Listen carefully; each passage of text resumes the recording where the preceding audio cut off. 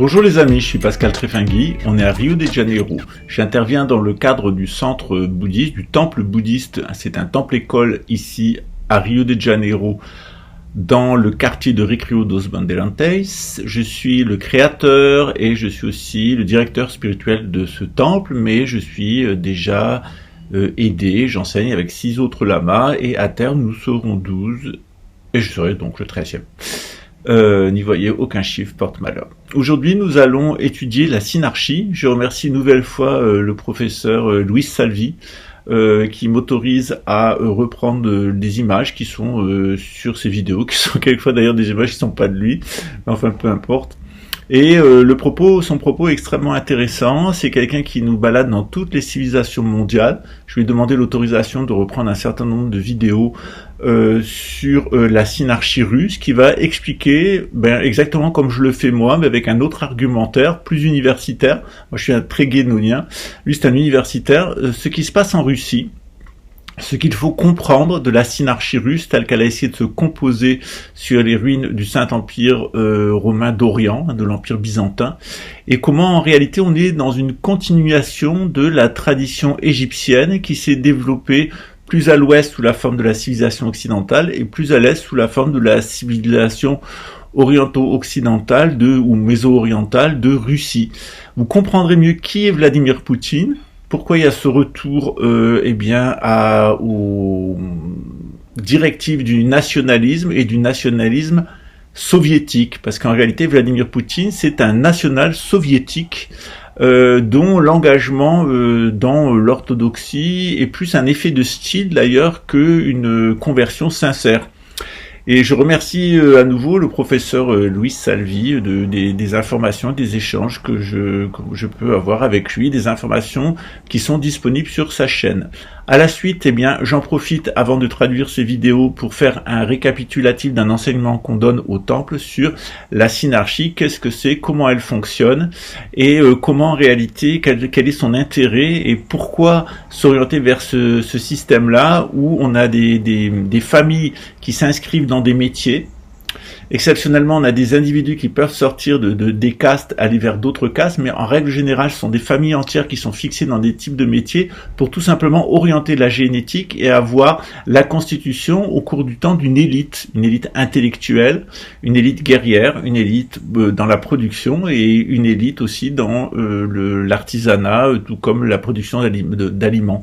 C'est un système qui est à proprement parfait, qui était le système pérenne qu'on retrouve en permanence dans toutes les civilisations. À l'heure actuelle, on est dans une phase de dégradation ultime de la civilisation égyptienne, telle que décrite par Platon, c'est-à-dire qu'on quitte la démocratie, qui est certainement un des pires régimes, pour vraiment l'horreur absolue qui est la tyrannie sur le modèle de la Corée du Nord. Et c'est ce que nous propose le programme de gouvernance mondiale, c'est-à-dire de transformer le monde gouverné par les Occidentaux, et ils veulent même toute la planète, en une espèce de dictature nord-coréenne.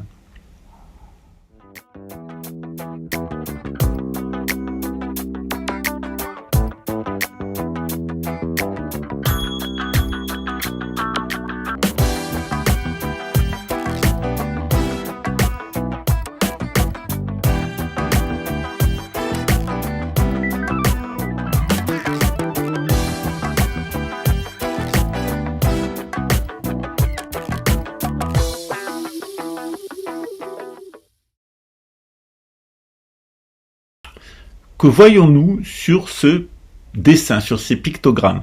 Nous voyons au centre les 4 éléments qui sont l'air, le feu, l'eau et la terre. Dans les sociétés traditionnelles, en particulier les sociétés occidentales, qui sont liées aussi bien à l'Égypte qu'à Sumer, avec leur continuation, la civilisation indo-européenne, nous avons 4 éléments. Comment apparaissent ces 4 éléments? Dans l'univers, avec ses brillances, dans l'espace, apparaît, pour commencer, des mouvements. Tout est en mouvement, c'est l'élément air. Et puis ce mouvement crée des frictions, c'est l'élément feu. Et comme dans nos mains, lorsqu'on les frotte, il y a un phénomène de chaud et de froid qui se fait, un phénomène de condensation, l'eau apparaît, et puis après, comme les cloques qui se désagrège, l'eau libère des particules de peau. Donc on a les 4 éléments, c'est une observation très simple qui est très coutumière dans les sociétés traditionnelles et qui va être associée donc aux 4 éléments, mais aussi aux 4 directions et à 4 réactions psychiques lorsque l'homme se sédentarise. Vous savez que j'ai vécu en maison d'arrêt pendant 4 ans et j'ai remarqué que la synarchie s'y appliquait. Les gens sont sédentarisés de force, c'est-à-dire qu'ils ne peuvent pas sortir à quelques exceptions près, sauf les gardiens qui vont avoir d'une certaine façon un rôle d'empereur, c'est-à-dire qu'ils sont des nomades, ils vont rentrer et sortir en amenant des influences de l'extérieur, des nouvelles de l'extérieur.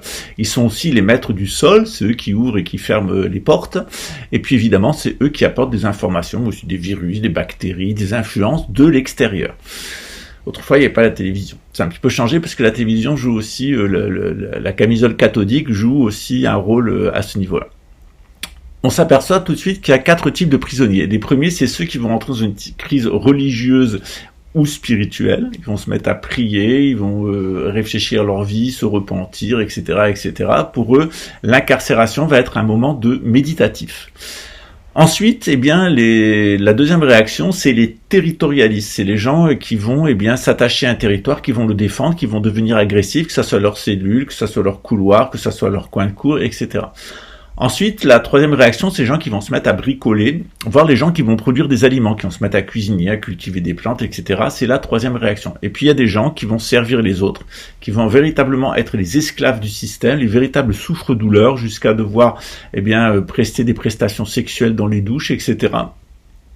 Et on retrouve, sauf erreur, les 4 castes traditionnelles, le clergé, la noblesse, les producteurs et les serviles. Drôle d'affaire. Avant de passer au contenu de ces castes et comment elles ont accès à la fois à la spiritualité et à la fois à la matérialité, je vais faire un petit rappel pour les gens du livre. Dans le Coran, dans le Nouveau Testament et dans la Bible, dans la Torah, le Pentateuque des Hébreux, des Juifs, nous avons une prophétie qui est la prophétie du prophète Daniel, et pour les chrétiens, nous avons l'Apocalypse de Saint Jean. Dans l'Apocalypse de Saint Jean apparaît une bête un petit peu curieuse avec 7 têtes et 10 cornes. Dans la prophétie de Daniel apparaît une espèce de statue qui correspond à un rêve qu'a fait l'empereur Nabuchodonosor pour les Français, Nabuchodonosor pour les anglo-saxons, et cette statue montre 4 âges qui vont se succéder: un âge d'or qui correspond à Babel, un âge d'argent qui va correspondre à l'empire médo-perse, un âge d'airain qui va correspondre à l'empire grec, et puis un âge de fer et d'argile qui correspond à l'empire romain et à son successeur qui est l'empire anglo-américain. En effet, la structure synarchique, on va pas seulement la trouver dans la Bible, chez les Toltecs, les Olmecs, les Chinois, etc. On la trouve principalement dans ces religions du Moyen-Orient et celles qui y sont liées. Alors qu'est-ce que nous dit la Bible? La Bible, en particulier le prophète Daniel, nous dit, et Saint Jean, qu'il va y avoir 7 empires qui à la fin vont devenir, qui sont au début sont complètement spirituels et qui à la fin vont devenir des tyrannies sataniques. Le premier, c'est l'Égypte. Et on sait comment ça va finir pour l'Égypte, à la fin de l'ère du taureau, avec l'épisode du veau d'or. Les Égyptiens vont faire face à des catastrophes naturelles qui vont mettre leur civilisation par terre, parce qu'on est dans un changement d'ère, on passe de l'ère du taureau à l'ère du bélier, les cultes doivent changer, mais il y a des résistances au sein de la société égyptienne, sa société égyptienne va se corrompre et se briser. Il se passe la même chose chez leurs successeurs qui vont dominer le monde. Le Moyen-Orient, ce sont les Assyriens qui vont rencontrer le même type de problématiques. On parle souvent des jardins de Babylone, mais en réalité c'est les jardins de Ninive qui apparaissent dans la Bible. Ensuite, il y a évidemment Babylone avec la déportation, la destruction du temple de Jérusalem et la déportation des Hébreux, ça fait 3. Et puis ensuite, on a évidemment l'Empire grec avec Alexandre le Grand, l'Empire l'Empire égyptien, l'Empire assyrien, l'Empire babylonien, l'Empire médo-perse qui deviendra ensuite ce qu'on appelle actuellement l'Iran. Ensuite, on a l'Empire grec, hein, qui va envahir toute la région jusqu'à l'Indus, et y compris l'Égypte et une partie de l'Europe. Ensuite, on a l'Empire romain, qui prendra la place de l'Empire grec, mais en plus petit. Et ensuite, on va avoir, avec un déplacement plus important vers l'Afrique du Nord, ensuite on a l'Empire, après l'Empire romain, on a l'Empire anglo-américain, c'est-à-dire la reine d'Angleterre et les 12 familles qu'il y a autour d'elle qui vont contrôler véritablement en tant que synarques d'une certaine façon un espace où ils vont imposer leurs lois. C'est-à-dire soit vous êtes directement sous l'hégémonie de l'Empire britannique, il y a la reine au sommet qui joue le rôle de nomade sacralisé avec les 12 familles qui assurent la continuité au sein de l'Empire britannique, ou alors vous allez être dans d'autres pays et qui ne sont pas directement rattachés à la couronne britannique. À ce moment-là, on va vous imposer des républiques pour vous punir et avec des successions de guerres civiles, avec des guerres et des appauvrissements.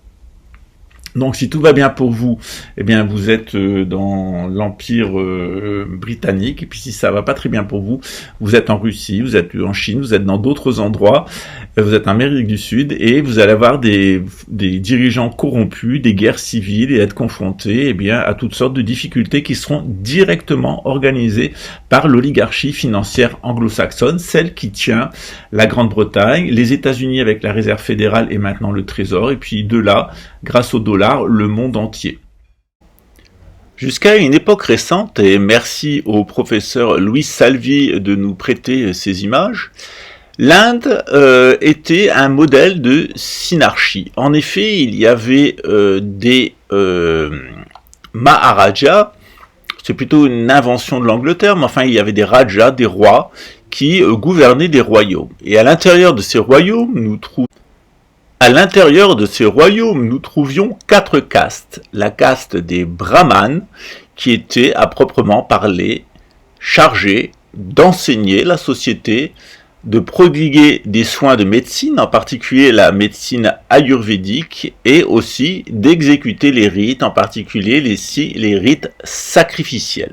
Il y avait ensuite les kshatriyas, les guerriers, qui avaient les missions régaliennes, c'est-à-dire de battre monnaie, en rapport avec l'autorité spirituelle, de défendre le territoire avec l'armée et d'assurer l'ordre intérieur avec la police et la régularisation, l'équilibrage des conflits avec la justice. Il y avait ensuite la caste des Vaishyas, qui c'est à proprement parler, ceux qui produisent des aliments et ceux qui produisent des objets comme les vêtements ou les biens de consommation courante, et la 4e caste était la caste des Shudras, la caste des serviteurs chargés de toutes les besognes qu'on donne à notre époque aux salariés.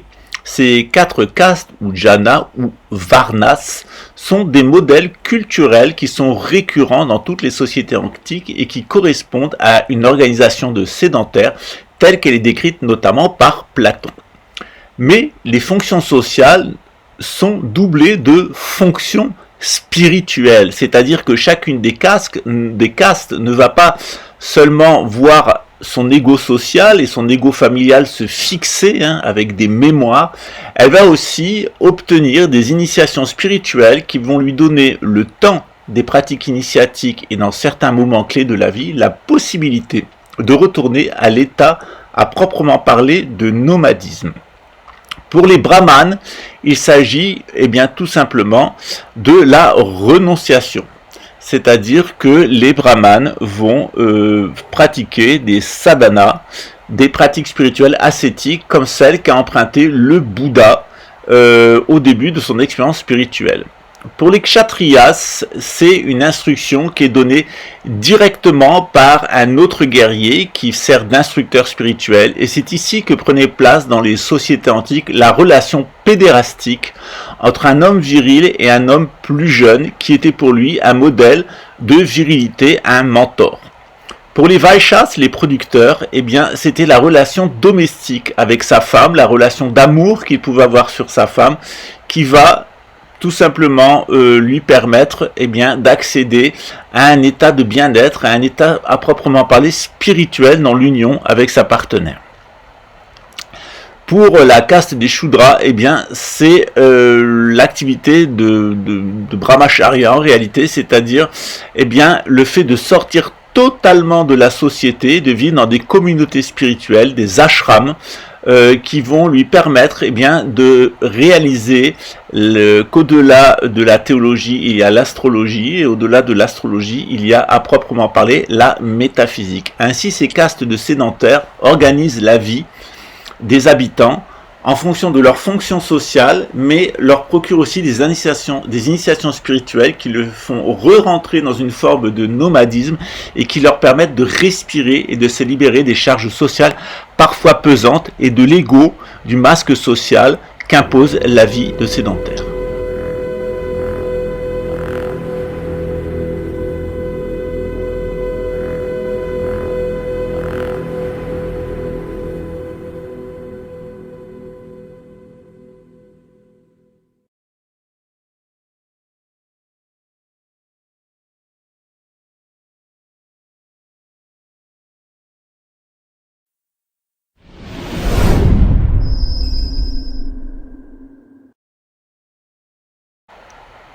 Les sociétés traditionnelles sont des sociétés beaucoup plus calmes que le monde moderne agité dans lequel nous vivons.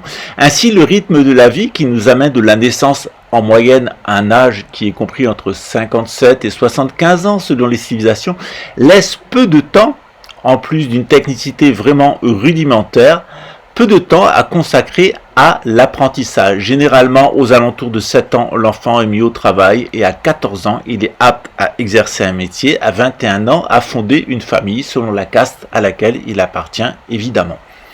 Sachant que le clergé n'est pas sédentaire, les brahmanes sont mariés. Ce qui est le cas d'ailleurs dans l'orthodoxie russe ou par exemple dans le protestantisme anglo-saxon, le catholicisme étant victime d'un incident historique puisqu'à l'origine son clergé lui-même pouvait se marier. Ce sont des dispositions en réalité testamentaires et patrimoniales qui ont fondé cette solution. Dans ces sociétés traditionnelles, l'organisation est faite pour que la transmission puisse se faire au sein des familles, en priorité, c'est-à-dire entre le prêtre et ses fils, entre le guerrier et ses fils, entre le producteur et ses fils, entre le serviteur, l'esclave, plutôt le serviteur en Inde, et ses fils. Ainsi, de génération en génération, les critères psychologiques se fixent et nous avons affaire, au final, à 4 véritables races complètement compartimentées à l'intérieur de la même société. Il est d'ailleurs judicieux de ne pas changer de caste, de ne pas mélanger les castes entre elles, afin que les caractères psychologiques et les connaissances qui vont avec soient transmises par la génétique. En réalité, on travaille en priorité sur le comportement, sur l'épigénétique, et ensuite, le comportement va s'inscrire dans les gènes et va venir naturellement.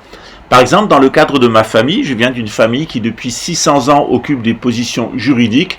Et pour moi, le droit est une matière tout à fait naturelle. Je n'ai à faire aucun effort pour apprendre le droit, en comprendre le fonctionnement, les applications, en particulier dans le domaine judiciaire. Ce qui, quelquefois, d'ailleurs, m'amène à rentrer en conflit avec des magistrats du monde moderne qui, eux, viennent de n'importe quelle caste et qui vont amener, quelquefois, la mentalité de leur propre caste. C'est-à-dire qu'on aura des magistrats serviles qui obéiront au pouvoir en place. On aura des magistrats qui auront des mentalités de boutiquiers et qui seront des corrompus. Et puis, on aura aussi des magistrats qui se prendront pour des prêtres et qui penseront qu'ils ont une mission spirituelle. Ils entendront leur grand-père leur parler entre les cabinets et l'arrière-cuisine pour leur dire que le droit systémique doit changer et qu'on doit intégrer les constellations familiales comme mode de preuve. C'est du vécu, figurez-vous. Comme vous le voyez, si les sociétés traditionnelles sont des sociétés cloisonnées, elles donnent en vérité une très grande liberté.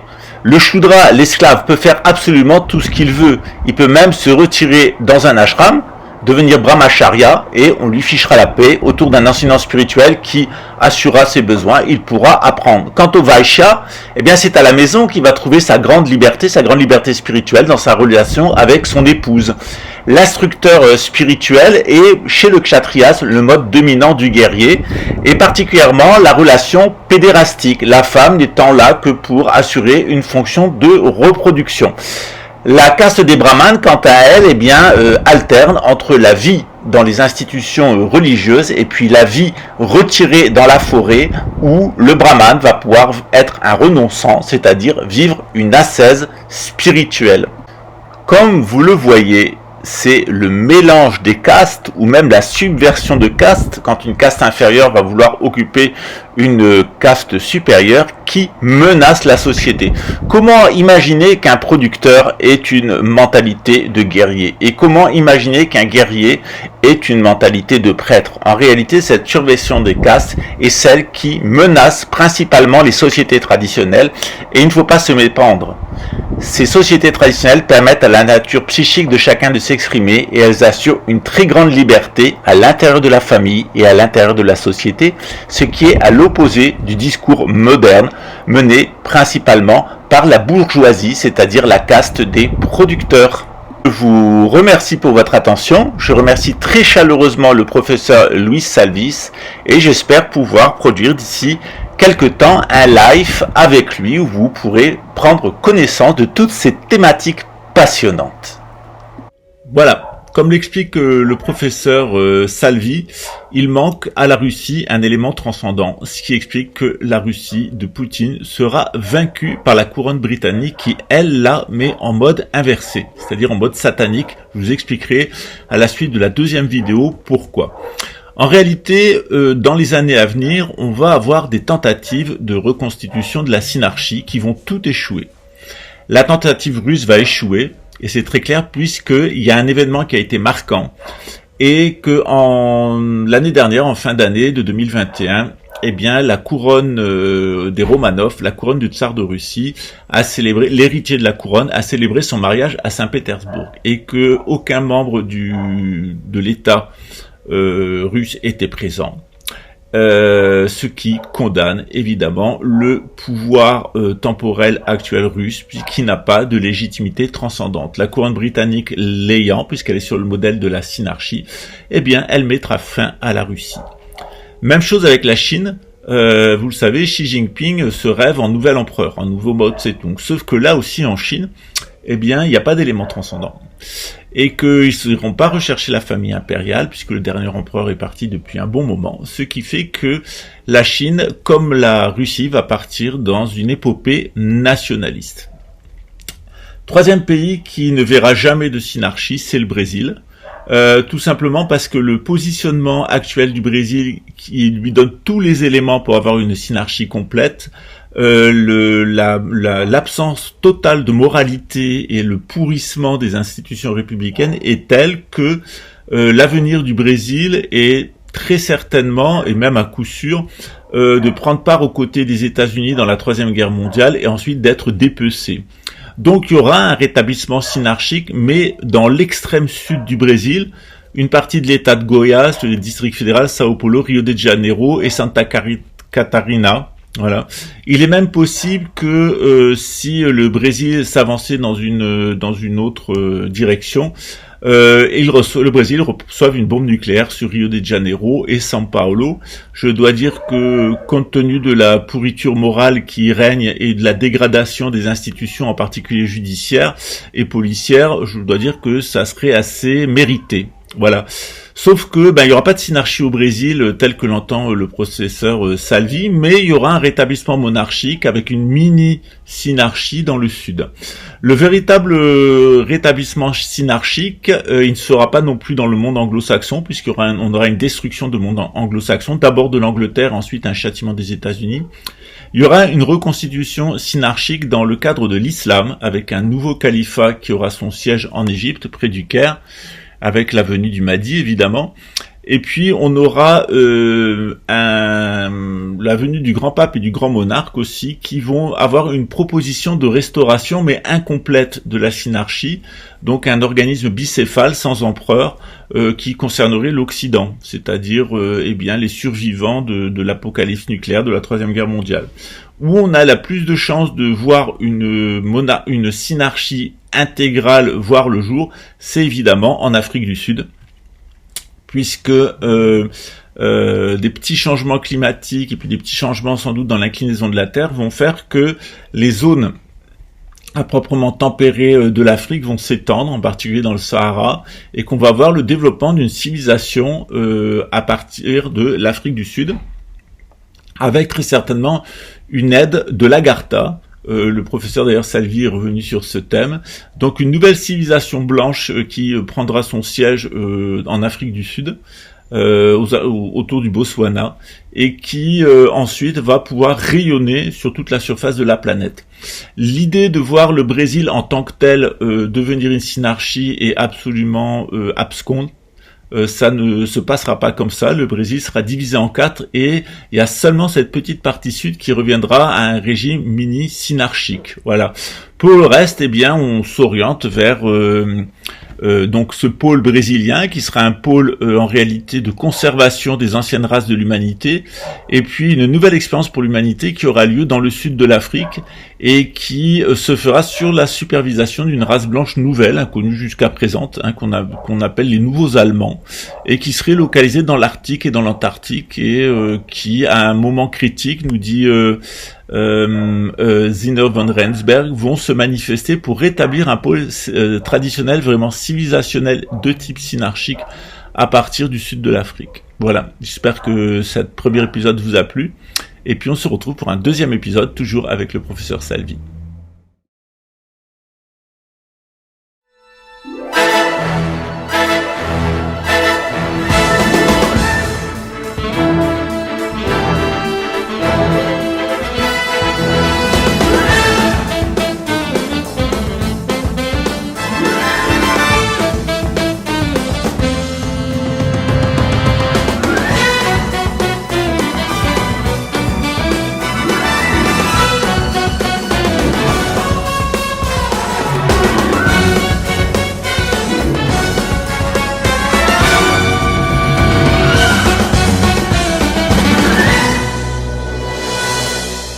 À très bientôt, ciao.